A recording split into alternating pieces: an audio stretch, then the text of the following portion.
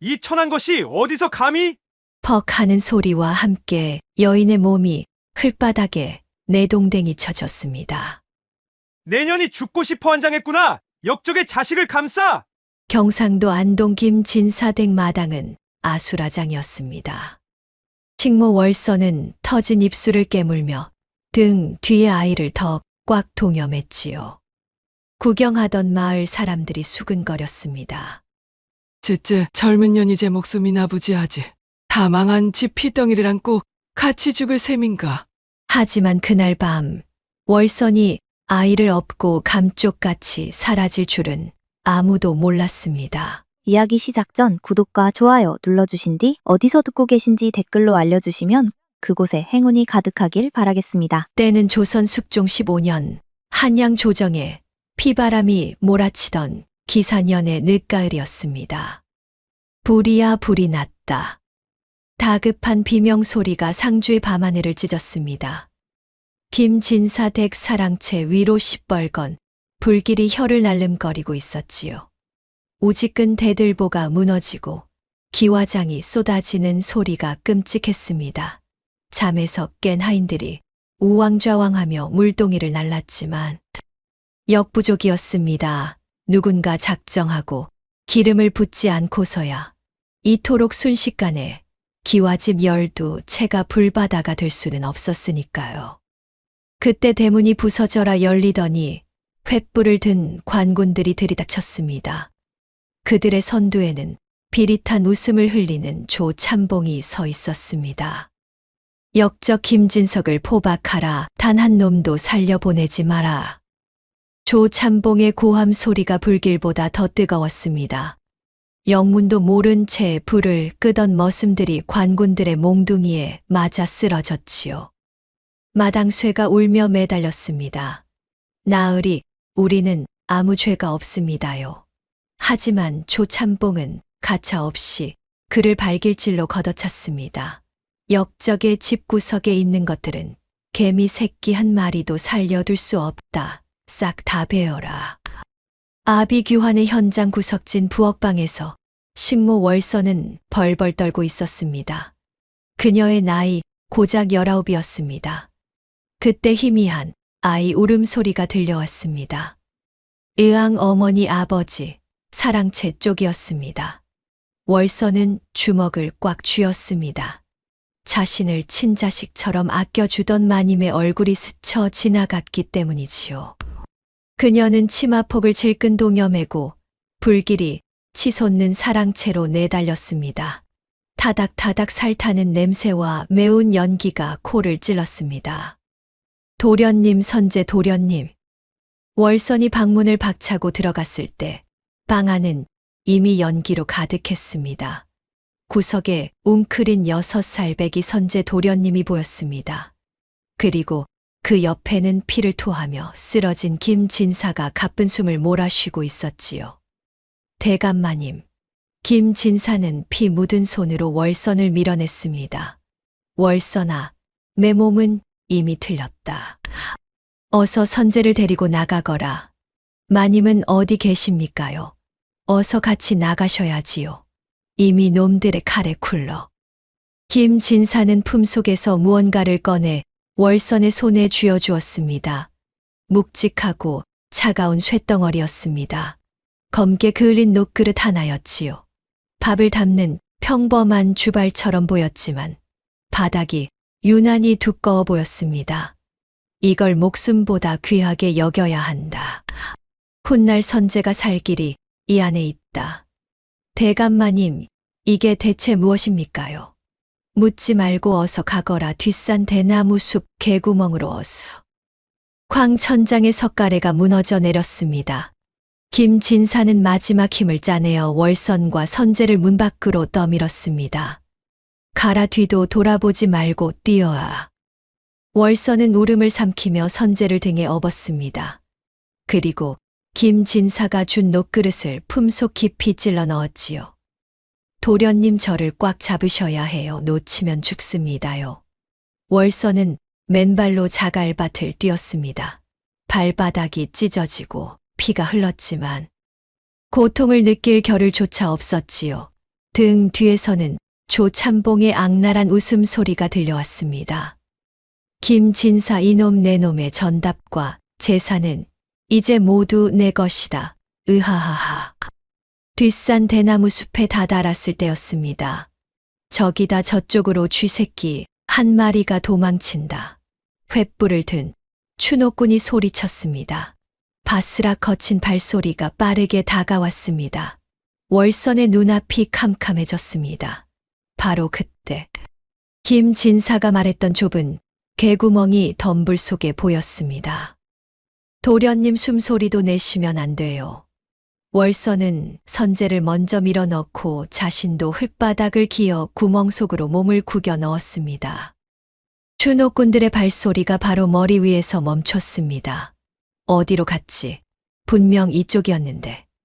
젠장 귀신같이 사라졌네. 샅샅이 뒤져. 월선은 입을 틀어막고 선재를 꼭 끌어안았습니다. 심장 소리가 밖으로 들릴까봐 겁이 날 지경이었지요. 한참 뒤 추노꾼들의 발소리가 멀어지자 월선은 그제야 참고 있던 숨을 토해냈습니다. 구멍 밖으로 나온 두 사람은 산 중턱에 서서 아래를 내려다보았습니다. 상주고을을 호령하던 김진사댁은 거대한 불기둥이 되어 밤하늘을 태우고 있었습니다. 선재가 멍하니 불타는 집을 바라보며 입을 열려 했습니다. 아버. 월선이 황급히 선재의 입을 막았습니다. 그녀의 눈빛은 불길보다 더 뜨겁게 타오르고 있었지요. 도련님, 지금부터는 아무 말도 하시면 안 됩니다요. 우는 소리도 숨소리도 내쉬면 안 돼요. 저놈들에게 들키면 우리 둘 다 죽은 목숨입니다요. 아시겠습니까요? 선재는 눈물이 그렁그렁한 눈으로 고개를 끄덕였습니다. 월선은 품속의 놋그릇을 꺼내 보았습니다. 검댕이 묻은 투박한 놋그릇 하나. 이것이 대체 무엇이기에 대감마님은 목숨과 바꾸라 하셨을까요? 월선은 알 수 없었지만 직감했습니다. 이제 이 아이와 이 그릇을 지키는 것이 자신이 살아야 할 유일한 이유라는 것을 말이지요. 가십시다. 도련님, 더 멀리 아무도 모르는 곳으로 가야 합니다요. 월선은 다시 선재를 업고 어둠 속으로 발걸음을 옮겼습니다. 뒤에서는 여전히 김진사 댁이 타오르는 소리가 뼈 타는 소리처럼 들려왔습니다. 검게 그을린 놋그릇이 달빛을 받아 서늘하게 번뜩였습니다. 차가운 밤바람이 월선의 등줄기를 때렸습니다. 상주 김진사 댁을 집어삼킨 불길은 멀어졌지만 타는 냄새는 끈질기게 그들을 쫓아왔지요. 등에 업힌 6살 선재는 본능적으로 월선의 목을 꽉 끌어안았습니다. 험한 산길을 밤새 걸으니 낡은 집신이 버티질 못했습니다. 툭 하고 집신끈이 끊어지자 월선은 망설임 없이 신발을 벗어 던졌습니다. 차라리 맨발이 낫지. 그녀는 치맛자락을 찢어 발을 감쌌지만 날카로운 돌부리를 막기엔 역부족이었습니다. 걸을 때마다 피가 배어 나와 흙길 위에 붉은 도장을 찍었습니다. 하지만 멈추면 죽음뿐이라 월선은 이를 악물고 걸음을 재촉했습니다. 날이 밝아오자 두 사람은 인적 드문 바위 아래에 몸을 숨겼습니다. 월선은 덜덜 떠는 선재를 안치고 품속 깊이 숨겨온 놋그릇 하나를 꺼냈습니다. 차갑게 식은 그릇이 새벽빛을 받아 둔탁하게 반짝였습니다. 이것은 김진사가 목숨 걸고 남긴 훗날 가문을 일으킬 유일한 증표였습니다. 선재야. 월선이 선재의 어깨를 잡고 매섭게 말했습니다. 지금부터 내 말 잘 들어야 한다.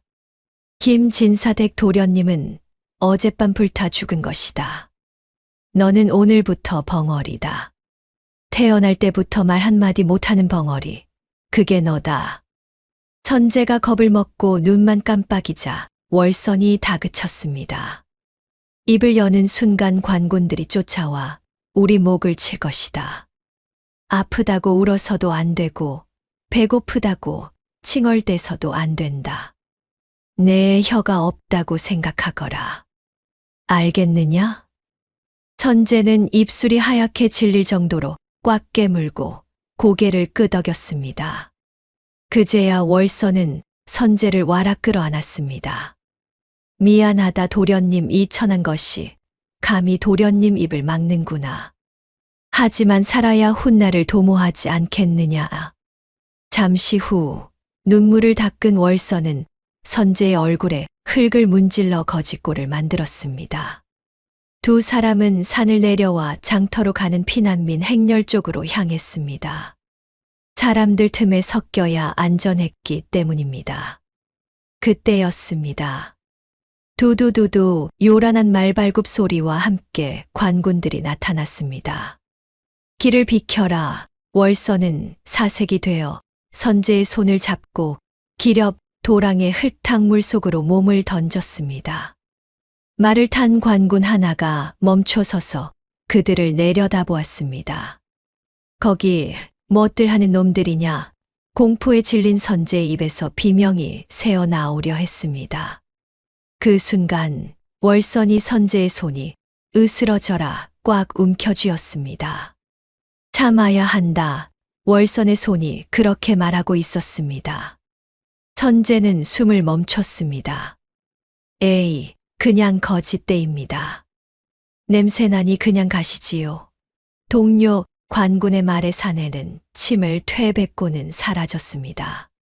관군이 멀어지자 월선은 그제야 흙탕물 속에 주저앉으며 안도의 숨을 내쉬었습니다.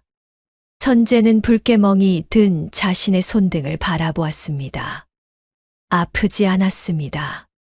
오히려 그 아픔이 살아있다는 증거 같았습니다. 월선이 비틀거리며 일어났습니다. 가자. 한양으로 간다. 그곳이라면 숨을 곳이 있겠지. 선제는 말없이 월선의 거친 손을 잡았습니다. 그날 상주 김진사댁 막내 아들은 죽고 벙어리 거지가 태어났습니다. 두 사람은 피투성이가 된 발을 이끌고 북쪽 마포 나루터를 향해 걷기 시작했습니다. 끼룩끼룩 비릿한 강바람과 함께 갈매기 울음소리가 귓가를 때리는 마포 나루터는 그야말로 아수라장이었습니다. 전국 8도에서 세곡선이 몰려드는 이곳은 고함. 소리와 땀 냄새가 뒤섞여 숨이 턱턱 막힐 지경이었지요. 비켜라 비켜 길 막지 말고. 썩 꺼져 거대한 짐짐을 진 꾼들이 멍하니 서 있는 선제를 거칠게 밀치고 지나갔습니다. 선제는 휘청거리면서도 입을 해벌리고 초점 없는 눈을 연기했습니다. 월선이 황급히 아들의 소매를 잡아 끌어 구석진 처마 밑으로 몸을 숨겼습니다. 두 모자의 꼴은 처참했습니다. 옷은 거적대기나 다름없었고 얼굴은 숯검댕이로 칠갑을 해 누가 봐도 영락없는 거지꼴이었지요. 하지만 월선의 눈빛만은 형형하게 빛나고 있었습니다. 이곳 마포 나루터야말로 돈이 도는 곳이자 그들이 살아남을 유일한 전쟁터였기 때문입니다. 선제야 잘 보거라. 여기가 우리가 살 곳이다. 월선이 자리를 잡은 곳은 썩은 배들이 방치된 진흙탕 위였습니다. 그날부터 월선의 처절한 생존이 시작되었습니다. 그녀는 새벽마다 시전 바닥을 기어다니며 상인들이 다듬고 버린 무청이나 짓무른 배추, 거치풀 주워 모았습니다. 에이 재수 없게 거지가 꼬였네. 저리 안 가. 상인이 소금을 뿌리며 발길질을 해대도 월선은 바닥에 납작 엎드려 굽실거렸습니다. 죄송합니다. 나으리, 이거라도 주시면 그 은혜 잊지 않겠습니다요. 어미가 비굴하게 웃으며 쓰레기를 주워 담는 동안 선제는 멀찍이 서서 그 모습을 지켜봐야만 했습니다. 주먹을 꽉 쥐어 손톱이 살을 파고들고 피가 배어나왔지만 그는 벙어리 바보여야 했기에 신음조차 낼 수 없었습니다.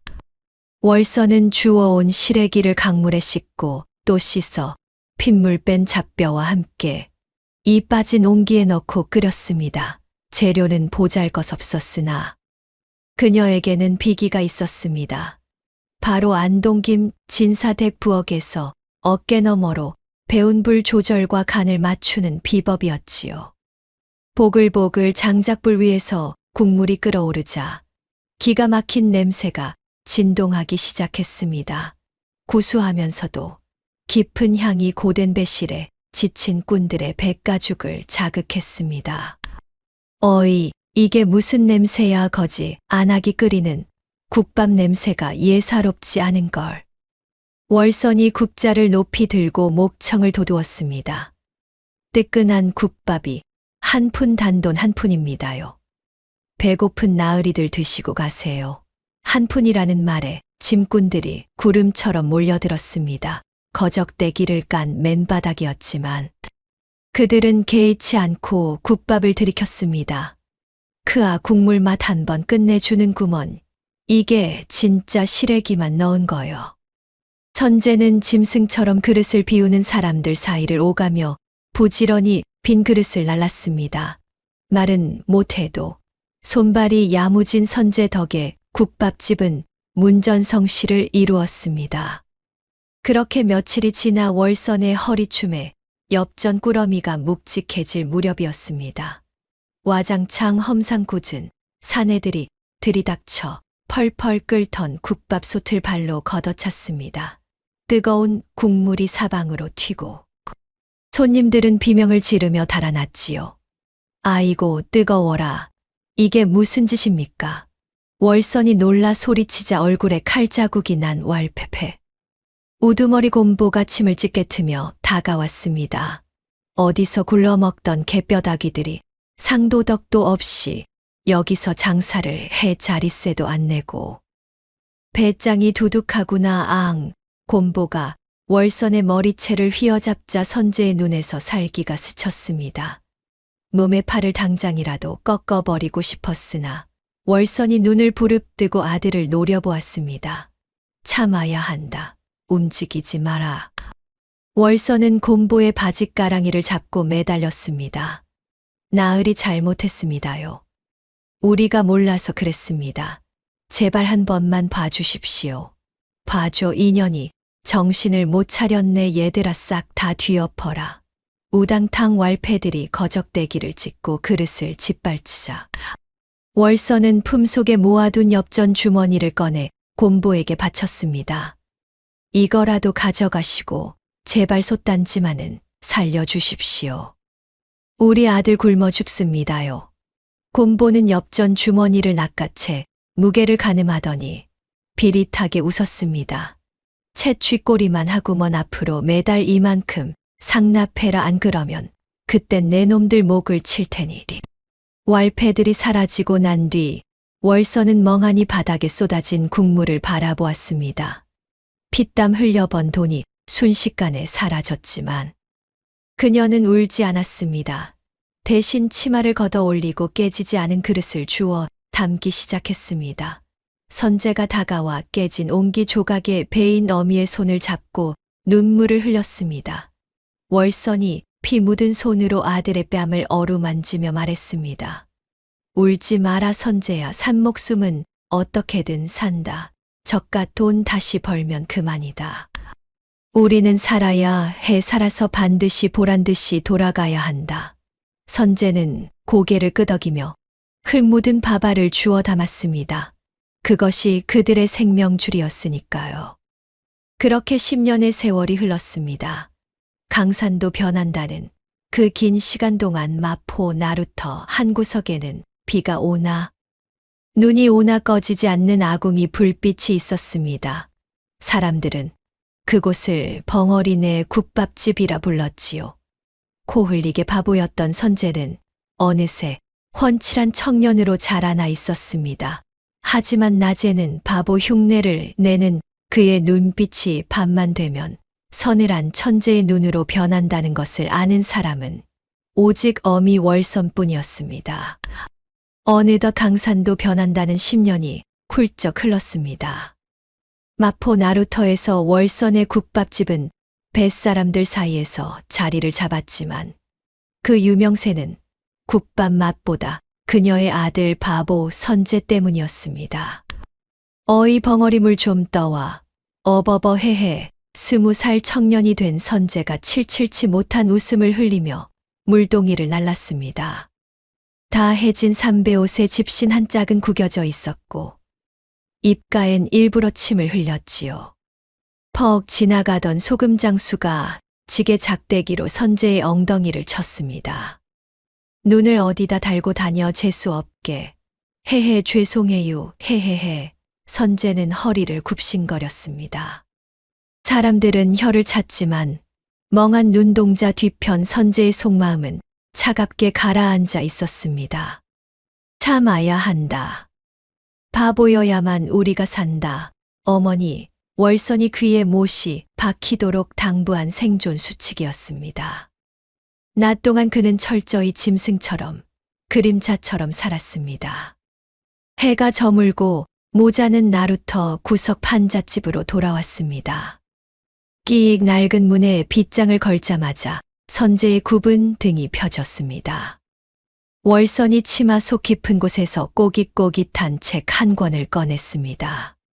쓰레기 더미에서 주워온 곰팡이 핀 맹자 필사본이었습니다. 지물포 뒤에 버려져 있더구나. 글자가 보이겠느냐? 책을 받아든 선재의 눈빛이 순식간에 변했습니다. 흐리멍덩하던 눈동자는 온데간데 없고 서슬퍼런 칼날 같은 총기만 남았습니다.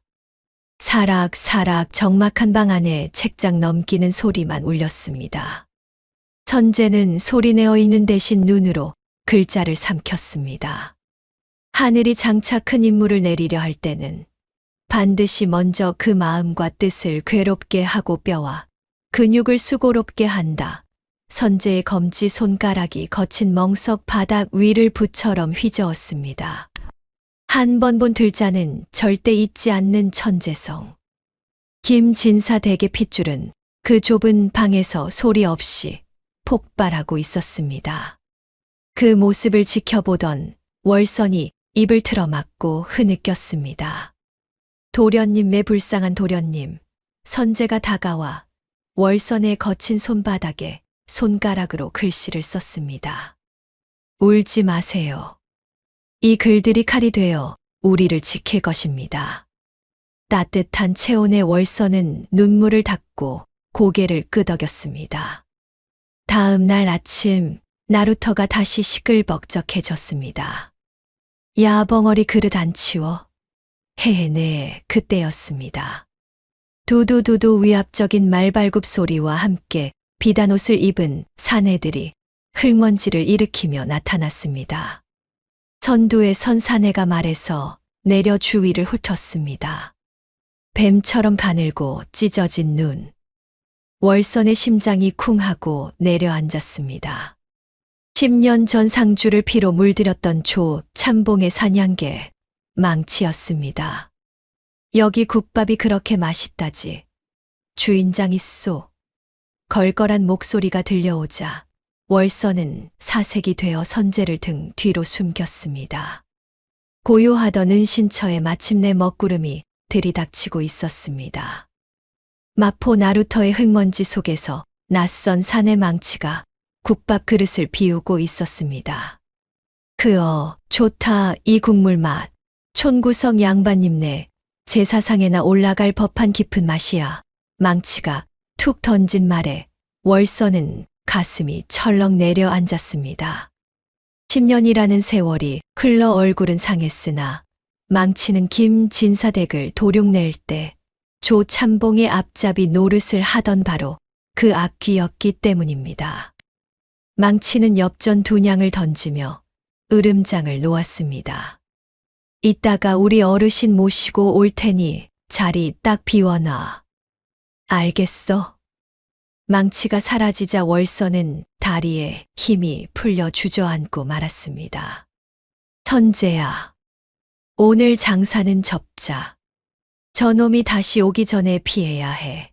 하지만 운명은 가혹했습니다.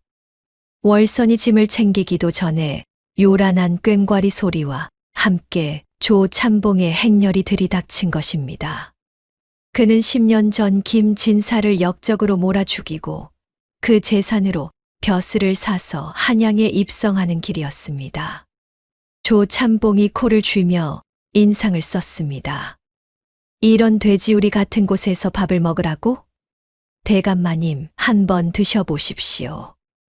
냄새가 예사롭지 않습니다. 망치에 끈질긴 권유에 조참봉은 못 이기는 척 평상에 자리를 잡았습니다. 월선은 급히 숯검댕을 얼굴에 칠하고 선제에게 눈짓을 보냈습니다. 바보 흉내를 내거라. 선제는 즉시 입을 해 벌리고 침을 질질 흘리며 평상 주위를 어슬렁거렸습니다. 해해 밥밥 줘. 에잉, 밥맛 떨어지게 저런 덜 떨어진 놈이 설치고 있어. 치워라. 조참봉의 호통에 월선이 납작 엎드려 빌었습니다. 아이고, 날이 제 아들놈이 모자라서 그렇습니다. 얼른 국밥 올리겠습니다. 월선은 떨리는 손으로 국밥을 내갔습니다. 조참봉은 국물을 한 숟가락 떴습니다. 후루룩 순간 그의 표정이 묘하게 일그러졌습니다. 다시 한 숟가락, 또 한 숟가락을 급하게 떠넘기더니 숟가락을 탁자에 탁 내려놓았습니다. 이 맛, 조참봉의 뱀 같은 눈이 허공을 응시했습니다. 그것은 10년 전 자신이 불태웠던 김진사댁 안방마님만이 낼 수 있었던 특유의 깊은 장맛이었습니다. 그 귀한 맛이 어찌 이런 거지 소굴 같은 곳에서 난단 말인가. 조참봉의 시선이 천천히 월선에게 향했습니다. 이복의 주모, 고향이 어디인가? 월선의 등줄기로 식은땀이 흘러내렸습니다. 그녀는 짐짓 충청도 사투리를 섞어 더듬거렸습니다. 지지는 홍주 촌년이에요.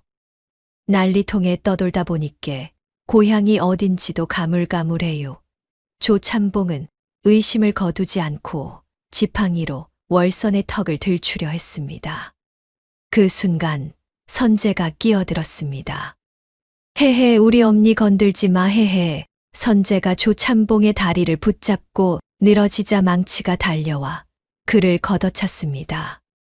조참봉은 옷을 털며 불쾌한 듯 일어났습니다. 재수 없는 놈들 같으니라고. 밥맛 다 떨어졌다. 가자. 행렬은 다시 움직였지만 가마 안에서 조참봉은 차가운 미소를 짓고 있었습니다. 그는 창문을 열고 망치를 불렀습니다. 망치야, 저 국밥집 년 뒷조사를 해라. 말투는 충청도 흉내를 내는데 국물 맛은 영락없는 경상도 상주 맛이야. 조참봉의 눈이 번뜩였습니다. 만약 내 짐작이 맞다면 저녀는 죽은 김진사댁 식모 월선일 게다. 그렇다면 저 바보 놈은 살아남았다던 김진사의 핏덩이일 수도 있겠지. 망치가 침을 삼키자 조참봉이 나직이 덧붙였습니다. 쥐새끼 한 마리라도 살려두면 언젠가 호랑이가 되어 돌아오는 법이다. 감시해라. 그날 밤 선제는 잠들지 못했습니다. 공포에 떨며 흐느끼는 어머니를 보며 가슴 속에 뜨거운 불덩이가 치밀어 올랐습니다. 낮에 보았던 조참봉의 거만한 눈빛이 잊히지 않았습니다. 반드시 힘을 길러야 한다. 지금은 바보 행세를 하며 엎드려 있지만 언젠가 저 거대한 뱀의 머리를 밟을 날이 올 것이라 다짐했습니다. 다음 날 새벽 선제는 물지개를 지고 나루터 반대편 양반촌으로 향했습니다. 당대 최고의 석학이라 불리는 정 대감의 집이었습니다. 위험을 무릅쓰고서라도 진짜 스승을 만나 힘을 기르는 것만이 어머니를 지킬 유일한 길이었기 때문입니다.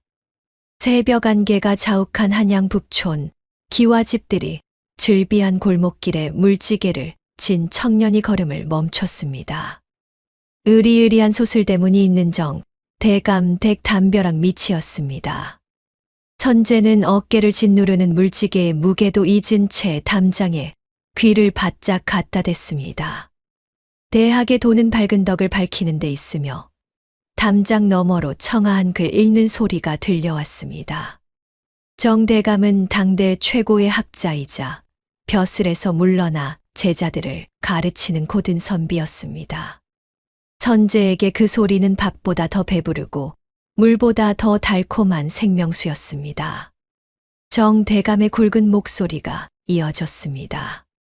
마음의 거울에 낀 때를 닦아내는 것. 그것이 공부의 시작이니라. 선제는 홀린 듯 바닥에 쭈그리고 앉았습니다. 나뭇가지 하나를 집어들더니 딱딱한 흙바닥 위에 글자를 써 내려가기 시작했습니다. 슥, 슥, 발글명, 덕덕. 비록 먹과 붓은 없었지만 나뭇가지가 지나간 자리에 남은 글씨에는 힘이 넘쳤습니다. 어머니 몰래 훔쳐본 헌책에서 익힌 글자들이었습니다. 그때였습니다. 끼익, 대문이 열리는 소리에 선제는 화들짝 놀라 나뭇가지를 던졌습니다. 그리고는 언제 그랬냐는 듯 입을 해벌쭉 벌리고 초점 없는 눈동자를 했습니다. 비단 옷을 입은 양반집 도령들이 우르르 쏟아져 나왔습니다. 어이쿠, 냄새야. 웬 거지 놈이 여기 있어. 저 녀석, 마포 나루터 국밥집에 그 바보 아들 아니냐? 도령들은 코를 막으며 선제를 벌레 보듯 피해 갔습니다. 선제는 그들의 등 뒤에 대고 헤헤 바보 웃음을 흘렸습니다. 10년간 쓴 가면은 완벽했습니다. 도령들이 사라지고 선제도 막 물지개를 지려던 찰나였습니다. 거기 물지개 진 놈 서리빨 같은 목소리가 들렸습니다. 고개를 돌리니 정대감이 뒷짐을 지고 서 있었습니다. 그의 눈빛은 선제의 얼굴이 아닌 선제의 발밑을 향해 있었습니다. 미처 지우지 못한 흙바닥의 글씨들이 고스란히 남아 있었던 것입니다. 필체가 예사롭지 않구나. 회개빛임이 살아있어. 이따위 흙바닥에 쓴 글씨가 이 정도라니. 정대감이 천천히 다가왔습니다. 선제는 뒷걸음질 쳤지만 등 뒤는 담벼락이었습니다. 내 놈이 쓴 것이냐? 선제는 고개를 세차게 저으며 손사래를 쳤습니다. 어버버 멈춰라. 내 눈은 속일 수 없다. 너는 바보가 아니다. 정대감의 호통에 선제의 심장이 덜컥 내려앉았습니다. 10년간 지켜온 비밀이 어머니와의 약속이 무너질 위기였습니다. 정대감은 선제의 손목을 낚아채 대문 안으로 끌고 들어갔습니다. 따라오너라. 확인할 것이 있다. 하인들이 눈을 휘둥그레 떴지만 정대감은 선제를 곧장 사랑방으로 데려갔습니다. 묵향이 가득한 방, 선제가 꿈에서도 그리던 서책들이 벽면을 가득 채우고 있었습니다. 정대감은 붓을 들어 선제 앞에 종이를 펼쳤습니다. 써라. 글을 아는 놈이 모른 척하는 건 죄악이다. 내가 만약 저 흙바닥에 쓴 것처럼 쓰지 못한다면 양반집을 기웃거린 죄로 관아에 넘길 것이다. 협박이었지만 선제는 그 속에 숨겨진 시험을 읽어냈습니다. 이 노인은 자신을 벌하려는 게 아니라 확인하고 싶은 것이었습니다. 선제는 떨리는 손으로 붓을 잡았습니다. 손끝에서 전율이 흘렀습니다. 그는 눈을 질끈 감았다 떴습니다. 더 이상 바보의 눈빛이 아니었습니다. 총기 서린 눈빛이 돌아왔습니다. 그는 종이 위에 일필이치로 써 내려갔습니다.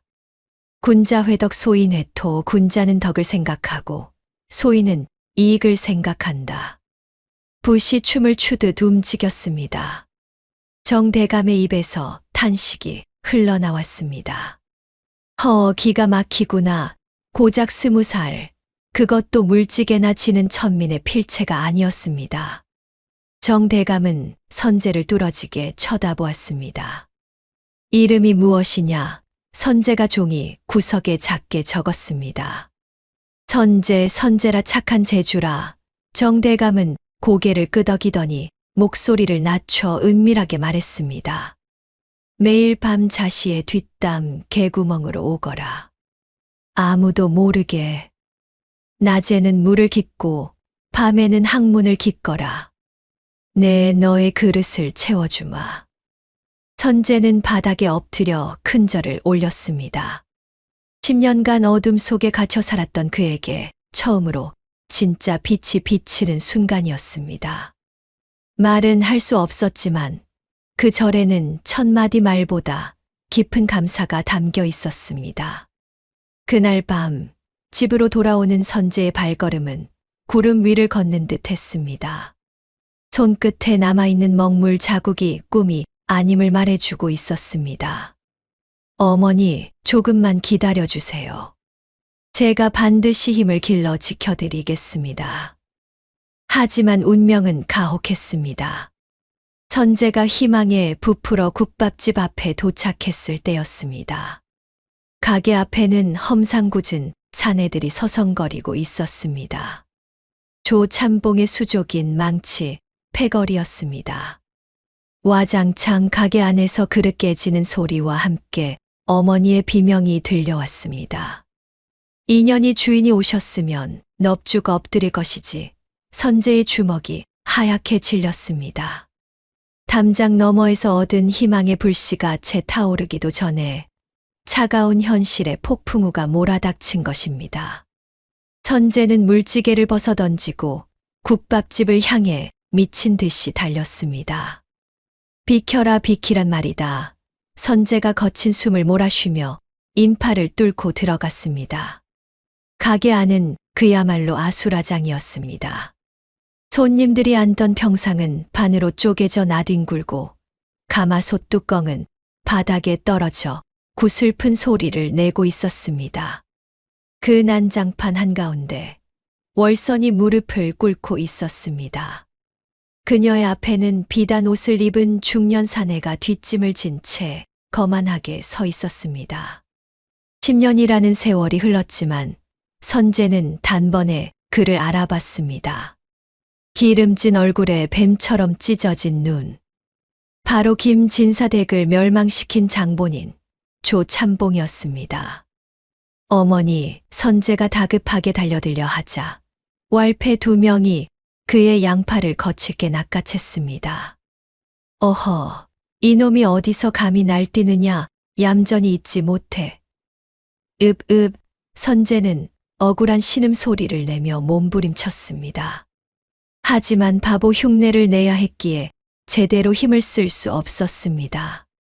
억지로 무릎 꿇린 선제는 분노로 이글거리는 눈으로 조참봉을 노려보았습니다. 조참봉은 선제는 거들떠보지도 않고 오직 월선만을 내려다보며 입을 열었습니다. 내 입맛이 예사롭지 않다 했더니 역시나였구만. 죽은 김진사댁 부엌대기가 여기 숨어 있을 줄이야. 그의 목소리는 끈적하고 불길했습니다. 월선은 고개를 푹 숙인 채 사시나무 떨듯 떨었습니다. 10년간 잊으려 애썼던 공포가 다시금 목을 조여왔습니다. 조참봉이 지팡이 끝으로 월선의 턱을 들어 올렸습니다. 감히 역적의 씨를 품고 도망을 쳐. 내 그날 밤 너를 놓친 것이 천추의 한이었는데 제 발로 내 눈앞에 나타나다니. 월선의 눈동자가 심하게 흔들렸습니다.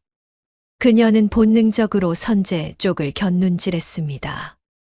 그 시선을 놓칠 조참봉이 아니었습니다. 호호 저놈인가. 10년 전 그 핏덩이가 저리 컸단 말이냐. 쯧쯧 멀쩡하게 생겨서는 벙어리의 바보라니. 다행히 조참봉은 선제가 진짜 바보라고 믿는 눈치였습니다. 월선은 안도의 한숨을 삼키며 바닥에 머리를 조아렸습니다. 날이 죽을 죄를 지었습니다. 하오나 저 아이는 아무것도 모릅니다. 그저 입 못 열고 듣지 못하는 불쌍한 놈입니다. 제발 목숨만은. 목숨. 조참봉이 코웃음을 쳤습니다. 그는 품 안에서 묵직한 주머니 하나를 꺼내 월선의 앞에 던졌습니다. 짤그락 맑고 경쾌한 쇳소리가 적막한 국밥집을 울렸습니다. 주머니 입구가 풀리며 누런 엽전들이 쏟아져 나왔습니다. 구경하던 장터 사람들의 눈이 휘둥그레졌습니다. 평생 만져보기도 힘든 거금이었습니다. 백냥이다. 조참봉이 나직하게 말했습니다. 이 가게와 내년이 아끼는 저 놋그릇 하나만 놓고 떠나거라. 그러면 내 10년 전 일은 눈 감아주마. 이 돈이면 조선 팔도 어디 가서든 떵떵거리고 살 수 있을 게다. 월선의 눈이 커졌습니다. 백냥. 그 돈이면 선제를 데리고 멀리 떠날 수 있었습니다. 더 이상 국밥을 팔며 멸시받지 않아도 되고 선제에게 좋은 옷을 입히고 남들처럼 살게 해줄 수도 있었습니다. 순간 지독한 유혹이 그녀의 마음을 흔들었습니다. 하지만 조참봉의 시선은 월선 뒤쪽 선반에 놓인 낡은 놋그릇에 고정되어 있었습니다. 그가 원하는 것은 국밥집이 아니었습니다. 바로 그 놋그릇 안에 숨겨진 비밀을 영원히 묻어버리려는 수작이었습니다. 허나 거절한다면 당장 관아에 고발할 것이다. 도망친 노비가 주인의 재물을 훔쳐 달아났다고 말이다. 그것은 거래가 아니라 협박이었습니다. 월선은 떨리는 손으로 바닥에 흩어진 엽전을 바라보았습니다. 백냥의 안락함인가 아니면 목숨을 건 신념인가. 입술이 바짝바짝 타들어가고 식은땀이 흘렀습니다. 그때였습니다. 선제가 억눌린 신음소리를 내며 고개를 저었습니다. 왈패들에게 짓눌려 있으면서도 선제의 눈빛은 형형하게 빛나고 있었습니다. 어머니, 타협하지 마세요. 저 자는 악마입니다. 어젯밤 먹물이 묻은 손으로 자신을 바라보던 아들의 듬직한 모습이 스쳐 지나갔습니다. 그래, 내 아들은 더 이상 도망쳐야 할 짐승이 아니다. 붓을 들고 학문을 논하는 사람이다. 월선은 천천히 몸을 일으켰습니다. 그녀는 바닥에 떨어진 돈주머니를 집어들었습니다. 조참봉의 입가에 만족스러운 미소가 번지려는 찰나였습니다. 퇴월선이 돈주머니에 침을 뱉더니 조참봉의 가슴팍을 향해 힘껏 내던졌습니다. 퍽 군탁한 소리와 함께 돈주머니가 조참봉의 명치를 강타했습니다. 이 년이 미쳤나. 가져가라. 더러운 돈. 내 눈에 흙이 들어가기 전엔 그 놋그릇은 절대 못 내준다. 관아에 고발하려거든 해봐라. 정적. 숨 막히는 정적이 흘렀습니다. 천안 국밥집 안악이 당대 세도가인 조참봉에게 돈주머니를 던지다니 믿을 수 없는 광경이었습니다. 조참봉의 얼굴이 불그락 달아올랐습니다. 모욕감이 머리끝까지 치솟았습니다. 이 천한 것이 감히 여봐라. 당장 전연을 끌어내고 가게를 박살내라. 놋그릇부터 찾아와. 예, 형님들 싹 다 엎어라. 망치의 고함과 함께 왈패들이 몽둥이를 치켜들고 달려들었습니다. 와장창 우당탕 항아리가 깨지고 탁자가 부서지는 소리가 요란하게 울려 퍼졌습니다. 아수라장이 된 국밥집 안에서 월선은 놋그릇이 있는 선반을 향해 몸을 날렸습니다. 안 돼, 이건 안 돼. 그녀가 놋그릇을 품에 안고 웅크리자 왈패들의 몽둥이가 그녀의 등 위로 무자비하게 쏟아졌습니다. 퍽, 퍽, 퍽. 어머니, 선제가 자신을 잡고 있던 왈패의 팔을 잇는 힘껏 물어뜯었습니다. 아, 이 미친 바보 놈이. 왈패가 비명을 지르며 물러선 틈을 타 선제는 어머니를 향해 몸을 던졌습니다. 하지만 이미 월선의 머리에서는 붉은 피가 흘러내려 얼굴을 뒤덮고 있었습니다. 와장창 무쇠솥이 뒤집히며 펄펄 끓던 국물이 바닥으로 쏟아졌습니다. 마포 나루터 사람들의 허기를 달래주던 구수한 냄새는 순식간에 비린내 나는 악취로 변해버렸습니다. 다 부숴라, 숟가락 하나도 남기지 마라. 왈패 대장 망치의 고함에 졸개들이 미친 개처럼 날뛰었습니다. 탁자가 쪼개지고 그릇 깨지는 소리가 비명처럼 울렸습니다. 안 됩니다, 제발. 그거만은. 월선은 바닥을 기었습니다. 그녀의 시선은 구석으로 굴러간 거무튀튀한 녹그릇에 꽂혀 있었습니다. 망치가 월선의 머리채를 휘어잡고 군화 발로 손등을 지시겼지만 그녀는 포기하지 않았습니다. 으드드 그 뼈가 으스러지는 고통 속에서도 월선은 기어이 녹그릇을 품에 안았습니다. 그것은 불타버린 집에서 건진 유일한 물건이자 남편의 억울함을 풀어줄 마지막 열쇠였기 때문입니다. 독 한 년 죽을 때까지 버텨봐라. 몽둥이가 월선의 등 위로 사정없이 쏟아졌고 붉은 피가 녹그릇을 적셨습니다. 그때였습니다. 그르르르 구석에 처박혀 있던 선재의 눈동자가 뒤집혔습니다. 어머니가 피를 토하는 모습을 본 순간 10년간 쓰고 있던 바보의 가면이 산산이 조각났습니다. 선재는 자신을 누르던 왈패를 뿌리치고 벌떡 일어났습니다. 날아오는 몽둥이를 맨손으로 낚아채더니 그대로 왈패의 명치를 걷어찼습니다. 거구의 사내가 종이 인형처럼 날아가 벽에 처박혔습니다. 순식간에 벌어진 일에 왈패들이 주춤했습니다. 선재는 부러진 탁자 다리를 집어들고 조참봉을 노려보았습니다. 당장이라도 저 거만한 양반의 목을대를 물어뜯을 기세였습니다. 하지만 선재가 달려들려는 찰나 월선이 피투성이가 된 손으로 아들의 발목을 잡았습니다. 선재야 안 돼.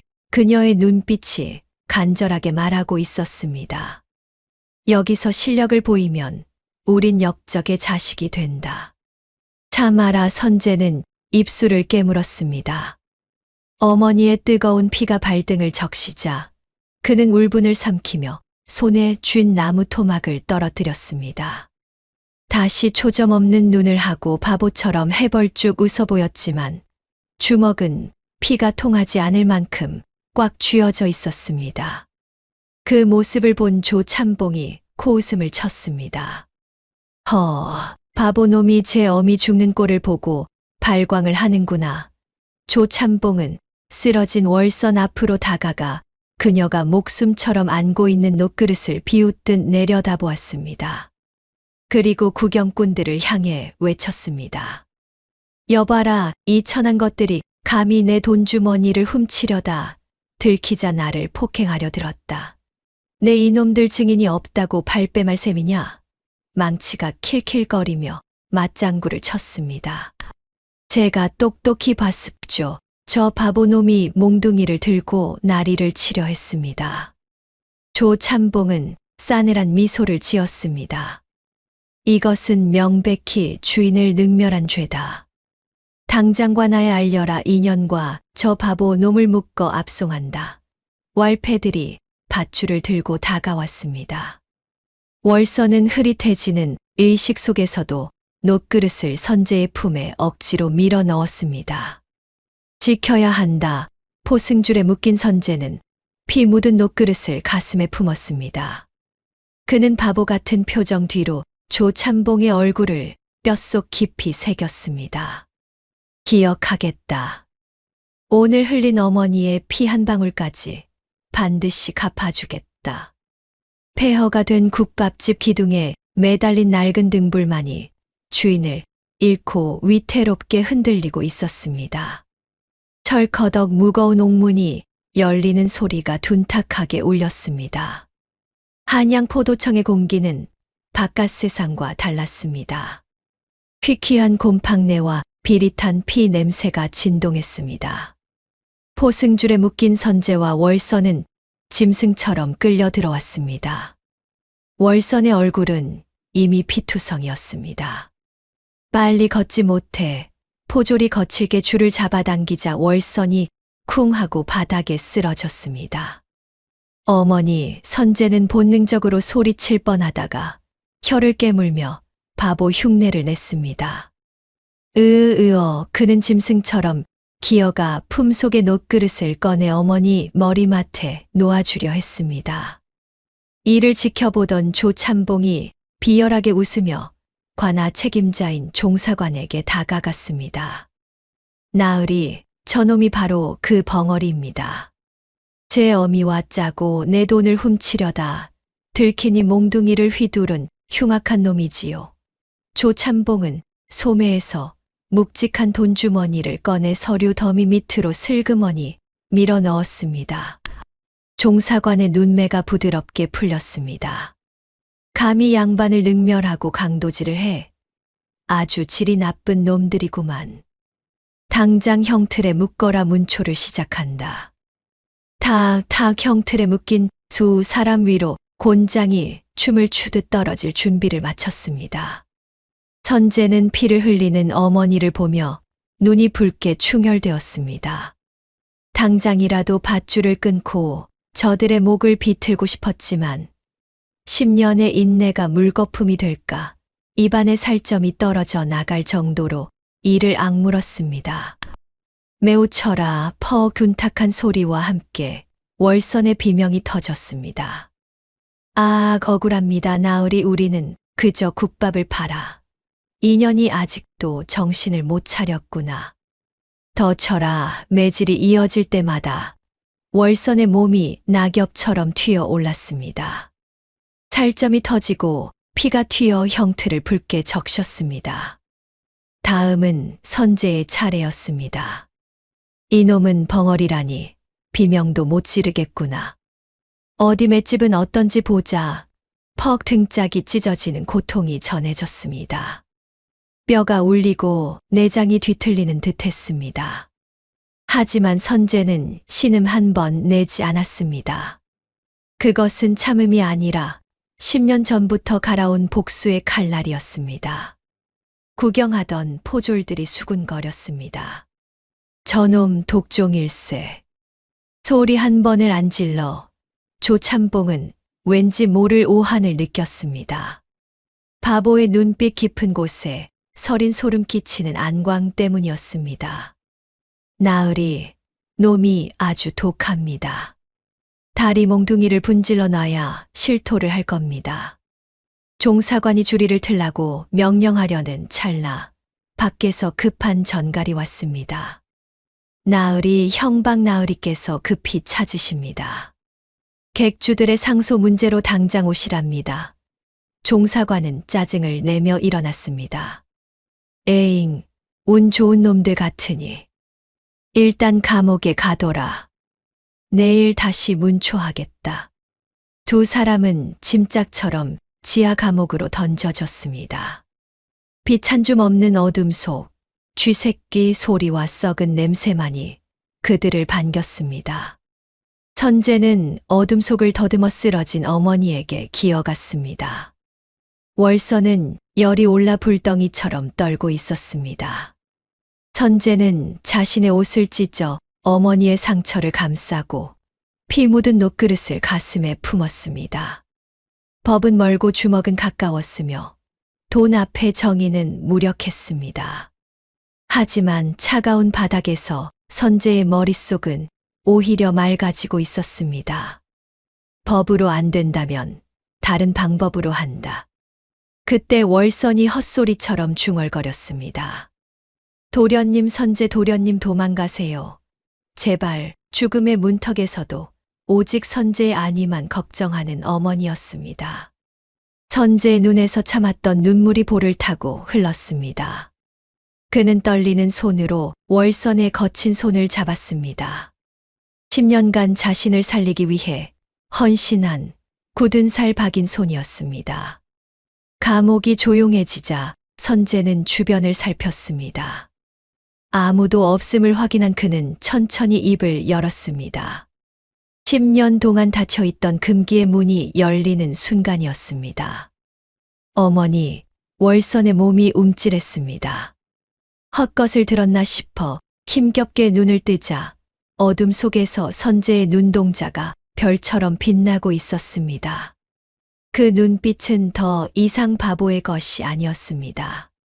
선재는 월선의 손을 자신의 뺨에 대며 다시 한 번 불렀습니다. 어머니, 접니다. 선재입니다. 월선의 눈이 휘둥그레졌습니다. 10년 만에 듣는 아들의 목소리였습니다. 어머니, 접니다. 선재입니다. 그 목소리는 10년 묵은 체증이 내려가듯 시원했습니다. 월선은 믿을 수 없다는 듯 떨리는 손으로 선재의 얼굴을 더듬었습니다. 거친 옥사리에 까치해졌지만 눈빛만은 초롱초롱했습니다. 지난 10년간 자신이 알던 바보 선재가 아니었습니다. 도련님, 정말 말씀을 하시는 겁니까? 월선의 목소리가 쇳소리처럼 갈라졌습니다. 선재가 고개를 끄덕이며 월선의 거친 손등에 이마를 댔습니다. 용서하세요. 살아서 복수하기 위해 입을 닫을 수밖에 없었습니다. 월선은 그제야 참았던 울음을 터뜨렸습니다. 불타는 김진사댁에서 도련님을 업고 나온 그날부터 왈패들에게 머리채를 잡히고 손가락질 받으면서도 버틴 건 오직 도련님을 살리겠다는 마음 하나뿐이었습니다. 그런데 도련님이 그 모든 수모를 맨정신으로 견디고 있었다니 가슴이 미어졌습니다. 아이고, 그 긴 세월을 어찌 참으셨소. 어미가 힘이 없어서 월선은 선재를 끌어안고 가슴을 쳤습니다. 선재는 월선을 진정시키며 품에서 피 묻은 녹그릇을 꺼냈습니다. 찌그러진 그릇이 차가운 바닥에서 달그락거렸습니다. 어머니가 챙겨 나온 이 그릇에 조참봉이 우리 집안을 역적으로 몬 증거가 숨겨져 있습니다. 선재의 눈빛이 매섭게 빛났습니다. 제가 밤마다 대감댁 담장을 넘어가 글을 배우며 찾아낸 진실입니다. 놈들은 완벽하다 믿겠지만 하늘이 다 보고 있었습니다. 선재가 녹그릇 바닥의 틈새를 가리켰습니다. 겉보기엔 낡은 그릇이었지만 그 안에는 김진사 댁의 억울함을 풀 비수가 들어 있었습니다. 내일 날이 밝으면 처형장으로 끌려갈 겁니다. 조참봉은 돈으로 사또를 매수해 우릴 죽이려 들겠지요. 도련님, 그럼 어찌합니까? 선재가 월선의 손을 꽉 잡았습니다. 피하지 않습니다. 내일 재판정에서 제가 모든 것을 뒤집을 겁니다. 어머니는 저를 믿으세요. 그때 멀리서 새벽 달구는 소리가 들려왔습니다. 감옥의 작은 창살 틈으로 푸르스름한 빛이 스며들었습니다. 그 빛을 받은 선재는 더 이상 국밥집의 바보가 아니었습니다. 저벅 무거운 발소리와 함께 옥문이 열렸습니다. 일어나라, 날이 밝았다. 감옥지기들이 들이닥쳐 두 사람을 끌어냈습니다. 포승줄이 팔을 파고들었지만 선재는 신음조차 내지 않았습니다. 오히려 그를 끌고 가는 자들이 선재의 기세에 눌려 멈칫할 정도였습니다. 월선이 앞을 막으려 하자 선재가 어머니를 부축했습니다. 가시죠, 어머니. 이제 굽은 것을 바로 펴러 갈 시간입니다. 관아 마당에는 형틀이 놓여 있었고 상석에는 기름진 얼굴의 사또가 하품을 하고 있었습니다. 그 옆에는 비단 옷을 입은 조참봉이 거만하게 부채질을 하고 있었습니다. 승리감에 취한 표정이었습니다. 선재는 조참봉을 똑바로 노려보았습니다. 웃어라, 실컷 웃어둬라. 그 웃음이 통곡으로 바뀌는 건 순식간일 테니. 차가운 새벽바람이 불어왔습니다. 10년의 침묵, 10년의 굴욕. 그 모든 인고의 세월이 이제 폭발하기 직전이었습니다. 마포 나루터의 바보 선재는 죽었습니다. 이제 세상은 진짜 김선재를 보게 될 것입니다. 둥둥둥 북소리가 한양포도청을 무겁게 짓눌렀습니다. 마당은 구경꾼들로 발 디딜 틈이 없었지요. 단상 위에는 배가 남산만 한 사또가 귀찮은 듯 하품을 하고 그 옆엔 조참봉이 거만하게 부채질을 하고 있었습니다. 승리는 이미 따놓은 당상이라는 표정이었지요. 죄인 월선과 강선재는 고개를 들라 형틀에 묶인 월선은 피투성이 얼굴로 바닥에 머리를 찌으며 애원했습니다. 사또 나으리 억울합니다.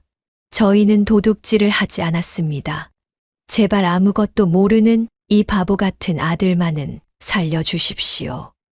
하지만 조참봉이 코웃음을 치며 끼어들었습니다. 닥쳐라, 내년이 훔쳐간 녹그릇에 내 집안 문서가 들어있지 않느냐. 훔쳐 달아나다. 내 머리까지 돌로 찍은 주제에 물론 그 상처는 술에 취해 넘어진 것이었지만 이미 돈을 받은 사또에게 진실은 중요하지 않았습니다. 사또가 짐짓엄한 표정으로 판결패를 집어들었습니다. 증거가 명백하다. 감히 상전을 능멸한 두 죄인을 즉시 참수형에 처하라. 월선의 처절한 비명이 마당을 울렸습니다. 조참봉은 킬킬거리며 비웃었지요. 바로 그 순간이었습니다. 멈추시오. 천둥 같은 호통 소리에 사또가 패를 떨어뜨릴 뻔했습니다. 고개를 푹 숙이고 있던 바보 벙어리 선재가 천천히 몸을 일으켰습니다. 헝클어진 머리카락 사이로 드러난 눈빛은 더 이상 풀린 눈이 아니었습니다. 먹잇감을 노리는 호랑이처럼 형형하게 빛나고 있었지요. 뭐야? 벙어리가 말을 해. 사람들이 경악하는 사이 선재가 사또를 똑바로 보며 입을 열었습니다. 그 목소리는 한양 제일 가는 선비처럼 또렷하고 기품이 넘쳤습니다. 사또께서는 나라의 법도 모르십니까? 사형에 해당하는 죄인은 3번을 심리하여 억울함이 없게 하라 하였습니다. 헌데 증거 검증 한 번 없이 오직 저 탐욕스러운 자의 말만 듣고 백성의 목숨을 끊으려 하십니까? 구경꾼들 사이에서 와 하고 탄성이 터졌습니다. 마포 나루터 국밥집 바보가 법전을 줄줄을 푸며 사또를 꾸짖다니요. 월선조차 넋을 잃고 아들을 바라보았습니다. 얼굴이 시뻘개진 사또가 분노하며 소리쳤습니다. 이 발칙한 놈 벙어리 흉내로 세상을 속이더니 이제는 관아를 능멸해. 여봐라, 당장 저놈 주둥이를 찢어라. 포졸들이 몽둥이를 들고 달려들려는 찰나 선재가 다시 외쳤습니다.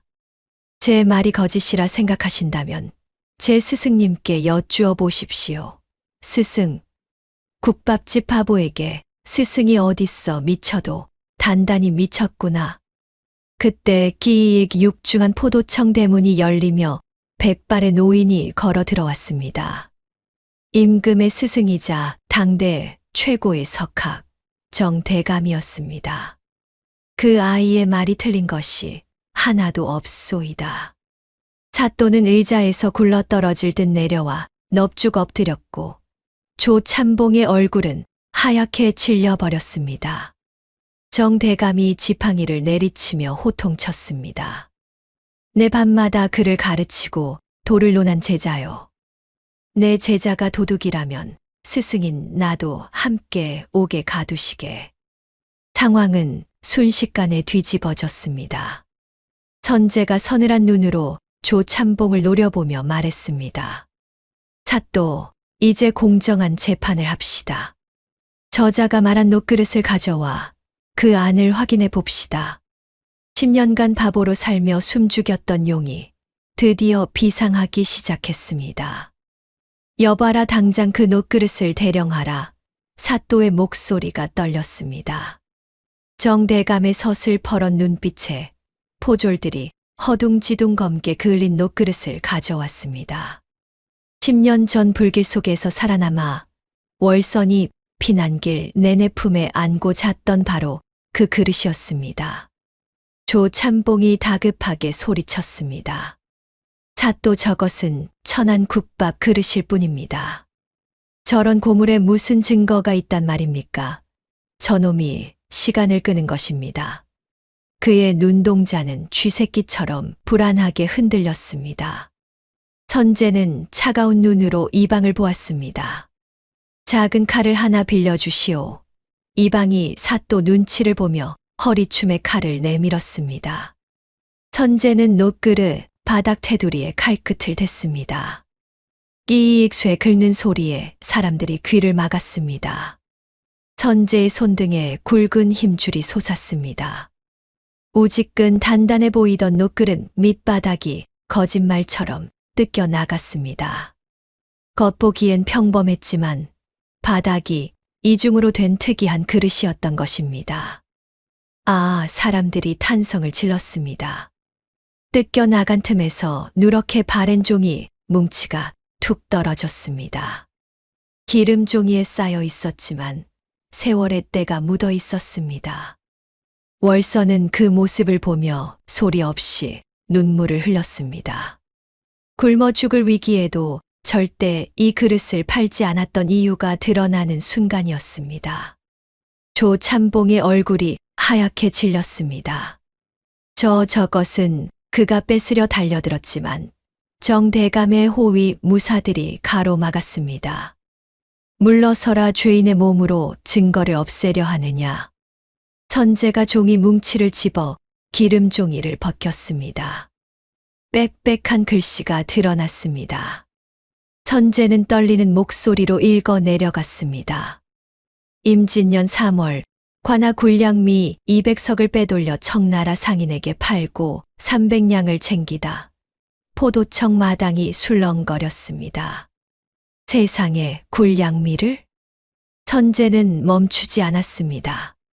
계사년 6월 김진사댁론을 차지하려 가짜 증인을 매수하고 단량을 주다. 그것은 조참봉이 저지른 모든 악행을 적어둔 비밀 장부 치부책이었습니다. 불이 났을 때 월선이 챙긴 건 돈이 아니라 바로 이 장부였던 것입니다. 그리고 여기 결정적인 기록이 있습니다. 선재가 마지막 장을 펼쳤습니다. 갑5년 9월 김진사에게 영모 누명을 씌우려 가짜 경문을 숨기고 실행한 자에게 땅 100마지기를 주기로 하다. 장내가 찬물을 끼얹은 듯 조용해졌습니다. 영모 조작이라니요. 정대감이 지팡이로 바닥을 내리찍었습니다. 들었소, 사또. 이건 단순한 도둑질이 아니오. 한 집안을 망하게 만든 대역죄란 말이오. 궁지에 몰린 조참봉이 발악했습니다. 거짓말이다. 다 조작된 거야. 10년이나 지난 종이가 저렇게 멀쩡할 리 없어. 저놈이 위조한 가짜라고 사또도 슬그머니 거들었습니다.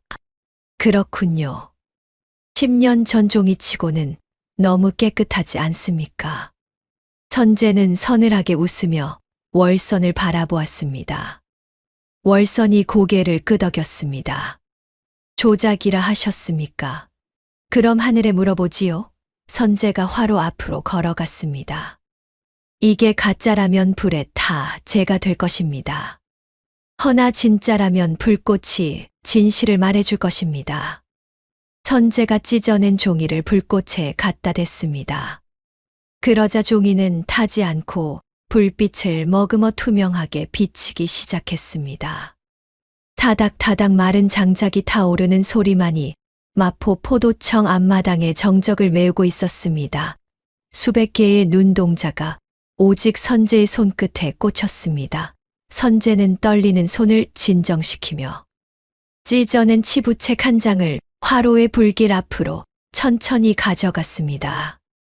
종이가 불에 닿을 듯 말 듯 가까워지자 누런 종이가 열기를 머금고 투명해지기 시작했습니다. 저게 뭐여? 맨 앞줄에 앉아있던 늙은 포졸이 눈을 비비며 소리쳤습니다. 불빛을 받아 투명해진 종이 한가운데 붉은색의 기묘한 문양이 둥실 떠올랐기 때문입니다. 겉으로 볼 때는 아무것도 없는 빈종이었는데 불빛의 비추자 종이 결 속에 숨겨져 있던 붉은 인장이 선명하게 드러난 것입니다. 그것은 두 마리의 학이 서로를 마주 보고 있는 선명한 학문이었습니다. 그때였습니다. 줄곧 침묵을 지키던 월선이 앞으로 나섰습니다. 그녀의 목소리는 작았지만 그 울림은 천둥보다 컸습니다. 저것은 상주 김진사댁에서만 쓰던 투인지는이라 하옵니다. 월선은 사또를 향해 고개를 조아렸습니다. 돌아가신 김진사 대감께서는 생전 중요한 문서의 위조를 막기 위해 종이를 뜰 때부터 가문에 인장을 넣어 만든 특수 용지만을 쓰셨습니다. 이 종이는 한양의 종이 장인에게 특별 주문하여 만든 것으로 불빛에 비추지 않으면 절대 보이지 않는 것입니다. 좌중이 술렁거렸습니다. 세상의 종이 속에 도장을 숨겼다고. 그럼 저게 진짜 김진사댁 물건이 맞는 거네. 아이고, 조참봉 저놈이 새빨간 거짓말을 한 거였어. 조참봉의 얼굴이 백지장처럼 하얗게 질렸습니다.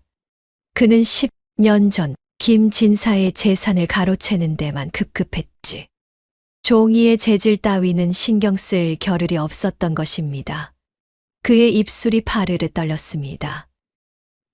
이건 모함이다. 전현이 요술을 부린 거야. 종이에 무슨 짓을 한 게야. 그는 비명을 지르며 화로 쪽으로 달려들었습니다. 증거를 없애려는 수작이었지요. 이 종이 내놓으란 말이다. 퍽 하지만 그의 손이 종이에 닿기도 전에 누군가의 발길질에 조참봉이 나뒹굴었습니다. 선재였습니다.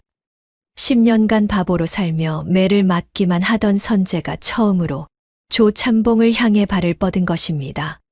흙바닥에 처박힌 조참봉이 쿨럭거리며 고개를 들었을 때 선재는 그 어느 때보다 차가운 눈으로 그를 내려다보고 있었습니다. 아직도 모르겠느냐. 내가 훔친 것은 재산뿐이었지만 아버님이 남기신 것은 이 종이 한 장에 담긴 진실이었다. 선재의 일갈의 조참봉은 쥐구멍이라도 찾고 싶은 심정이었습니다. 하지만 그는 포기하지 않았습니다. 그는 엉금엉금 기어서 사또의 바짓가랑이를 잡았습니다. 사또 나으리, 제 말을 믿어주십시오. 저놈들이 짠 것입니다. 우리가 어떤 사이입니까? 제가 지난달에 보내드린 금송아지를 생각해서라도.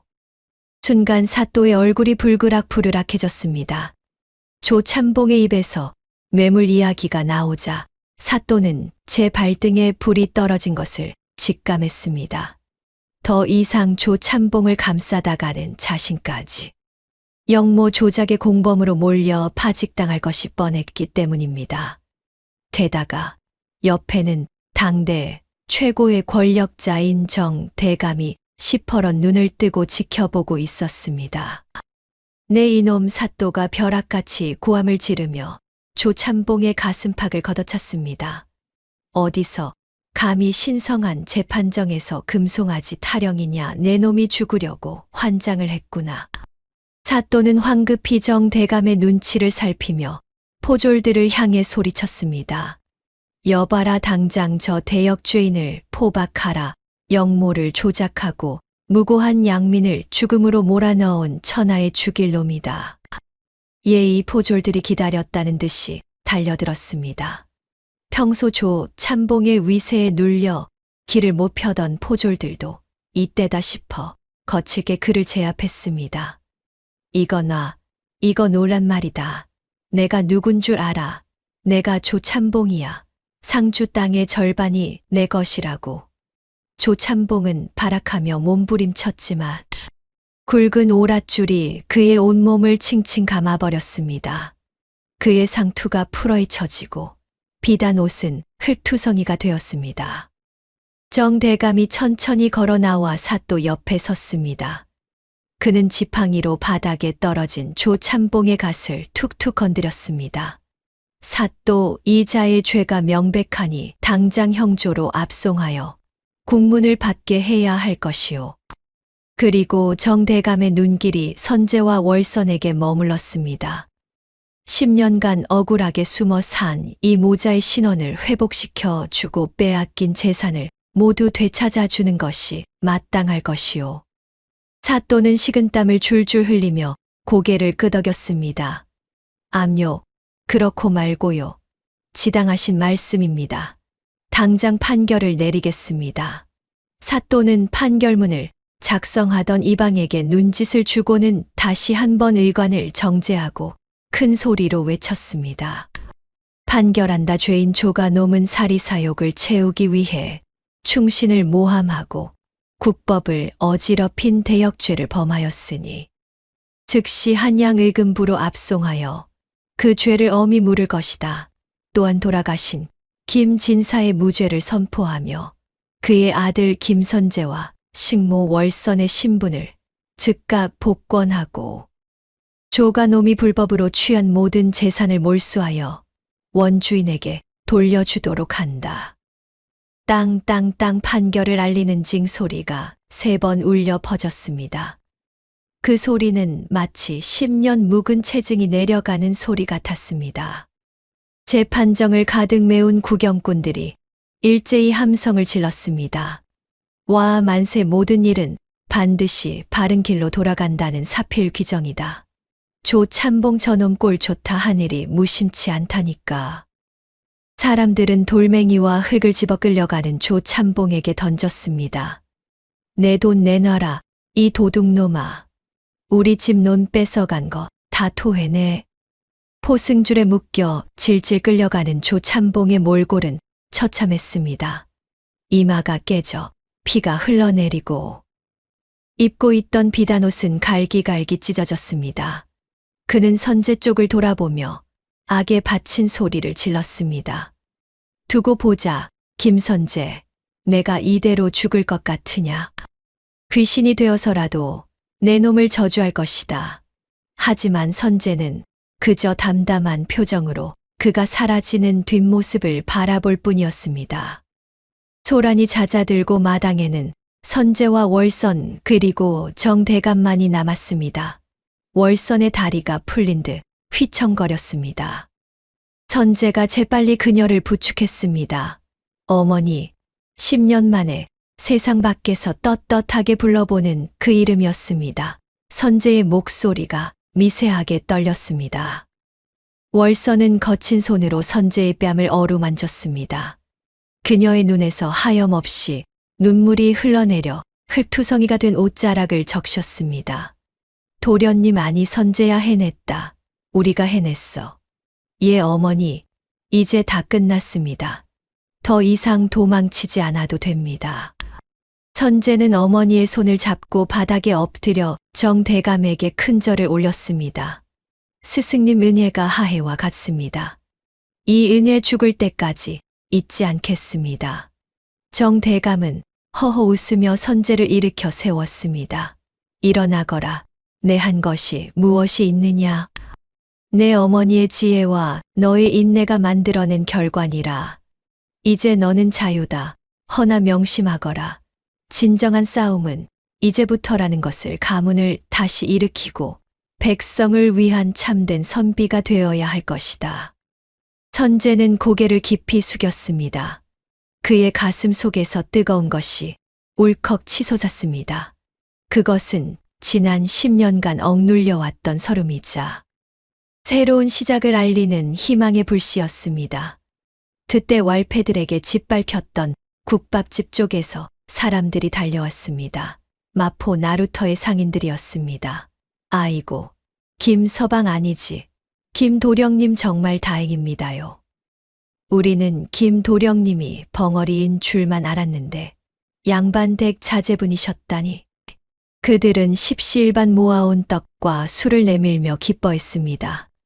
비록 신분은 달랐지만 지난 세월 국밥 한 그릇에 정을 나누던 이웃들이었습니다. 선재는 그들의 손을 하나하나 맞잡았습니다. 양반의 신분을 되찾았지만 그의 손은 여전히 국밥집에 거친 일을 하던 머슴의 손이었습니다. 하지만 그 거친 손이야말로 선제가 가진 가장 큰 자산이었습니다. 백성들의 아픔을 알고 가장 낮은 곳에 추위를 아는 손이었으니까요. 해질녘 붉은 노을이 마포 나루터를 물들였습니다. 선제와 월선은 폐허가 된 국밥집 앞에 섰습니다. 기둥은 부러지고 솥단지는 엎어졌지만 두 사람의 표정은 그 어느 때보다 평온했습니다. 월선이 깨진 놋그릇 조각을 주워들며 말했습니다. 선제야, 우리 이 돈으로 무엇을 하면 좋겠느냐? 몰수된 조참봉의 재산은 어마어마했습니다. 당장 기와집 수십 채를 짓고도 남을 돈이었습니다. 하지만 선제의 눈은 화려한 기와집이 아닌 굶주린 뱃사람들과 가난한 짐꾼들이 모여있는 나루터 구석을 향하고 있었습니다. 어머니, 저는 다시 국밥을 끓이고 싶습니다. 선제의 뜻밖의 대답에 월선이 눈을 동그랗게 떴습니다. 국밥이라니? 양반이 되었는데도 말이냐. 예, 하지만 이번에는 돈을 받지 않는 국밥입니다. 저들이 배불리 먹고 웃을 수 있는 그런 밥상을 차려주고 싶습니다. 선제의 말에 월선의 입가에 잔잔한 미소가 번졌습니다. 그녀는 알고 있었습니다. 자신의 아들이 김진사 대감보다 더 큰 그릇을 가진 사람이 되었다는 것을요. 폐허가 된 잿더미 위로 새로운 희망의 싹이 트고 있었습니다. 둥둥 서소문 박처형장에 북소리가 울려 퍼졌습니다. 천하의 악인 조참봉의 목이 형장의 이슬로 사라지는 순간이었습니다. 구경꾼들은 인과응보라며 손가락질을 해댔지요. 탐욕으로 쌓아 올린 그의 세상은 그렇게 허무하게 무너져 내렸습니다. 같은 시각 마포 나루터 국밥집 터. 관아의 이방이 월선과 선제에게 묵직한 보따리를 건넸습니다. 조참봉에게 빼앗겼던 김진사 댁의 땅 문서와 피해 보상금이었습니다. 평생 만져보기도 힘든 거금이었지요. 주위 사람들은 이제 김도령이 고향 상주로 내려가 떵떵거리며 살 것이라 부러워했습니다. 월선이 눈물을 훔치며 말했습니다. 선제야, 이제 고향으로 가자. 가서 내 아버지 집을 다시 짓고 편히 살자꾸나. 하지만 선제의 눈길은 잿더미가 된 가게 터와 그 주위를 서성이는 배고픈 짐꾼들에게 머물렀습니다. 어머니, 저는 가지 않겠습니다. 지난 10년간 우리가 살아남은 건 이웃들의 도움 덕분이었습니다. 선제는 단호한 목소리로 말을 이었습니다. 이 돈으로 이곳에 다시 가게를 세우겠습니다. 돈이 없어 굶는 이라면 누구나 와서 배불리 먹고 가는 곳. 그런 무료 국밥집을 만들고 싶습니다. 월선은 잠시 멍하니 아들을 바라보다가 이내 왈칵 눈물을 쏟으며 선제의 손을 잡았습니다. 그래, 내 말이 맞다. 비단 이불 덮고 자는 것보다 배고픈 사람 밥 먹이는 게 우리 팔자지. 그날부터 나루터에 기적 같은 일이 벌어졌습니다. 선제의 결심을 들은 지게꾼, 뱃사람, 왈패들까지 모두가 일꾼을 자처하고 나선 것입니다. 김도령이 우리를 위해 무료 급식소를 연다는데 가만히 있을 수 있나? 폐허는 순식간에 치워졌고 사람들의 땀방울이 모여 번듯한 건물이 세워졌습니다. 선제는 직접 붓을 들어 활인소라는 간판을 걸었습니다. 드디어 문을 여는 날, 구수한 국밥 냄새가 마포 나루터를 뒤덮었습니다. 자, 줄을 서시오. 모자르면 더 드릴 테니 천천히 드시오. 선제와 월선은 쉴 새 없이 국밥을 퍼날랐습니다. 굶주린 노인도 아이들도 눈물을 흘리며 허겁지겁 배를 채웠지요. 단골 박 씨가 걱정스레 물었습니다. 이렇게 퍼주면 남는 게 있습니까? 선제가 활짝 웃으며 대답했습니다. 사람을 남기지 않습니까? 소문은 한양도성까지 퍼졌습니다. 전 판윤을 지낸 이 대감이 직접 찾아와 감탄하며 쌀값을 내놓았고 한양의 부자들도 앞다퉈 도움의 손길을 보냈습니다. 조참봉이 남긴 상처가 나눔으로 치유되는 순간이었습니다. 그날 밤 선재는 어머니 앞에 무릎을 꿇었습니다. 어머니, 낮에는 국밥을 끓이고 밤에는 다시 글을 읽겠습니다. 힘을 가져야 더 많은 백성을 지킬 수 있음을 깨달았습니다. 월서는 촛불 아래 빛나는 아들의 눈을 보며 고개를 끄덕였습니다. 폐허 위에 핀 꽃향기가 조선 팔도로 퍼져나갈 준비를 마친 밤이었습니다.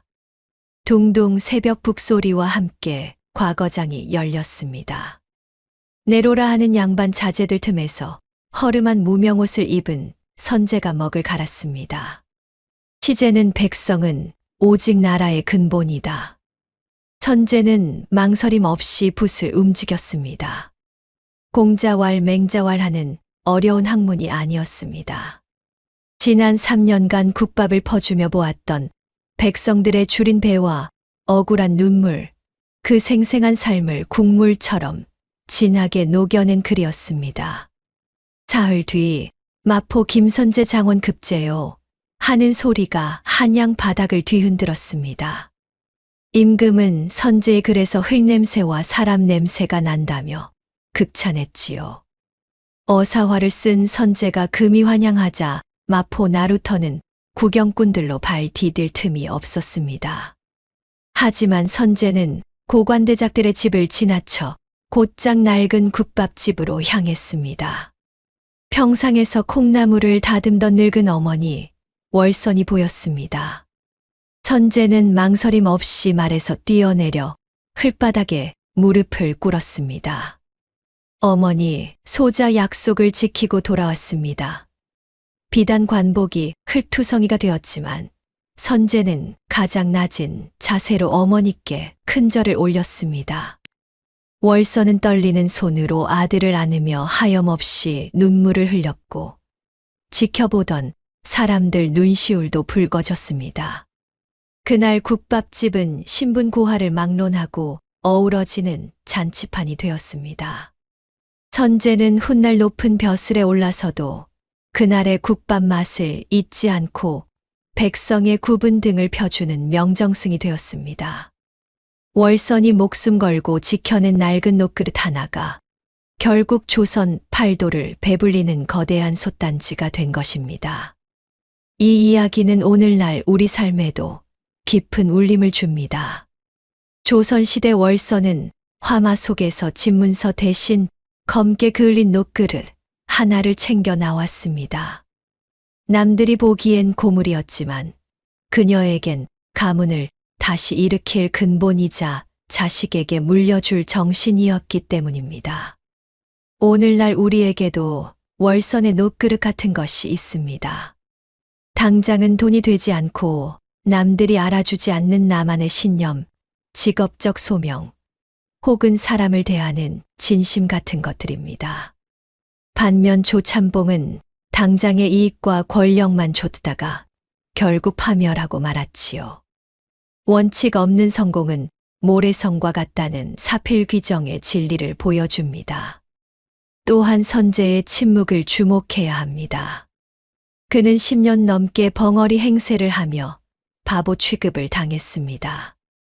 하지만 그 억울한 시간을 칼을 가는 심정으로 실력을 쌓는 기회로 삼았습니다.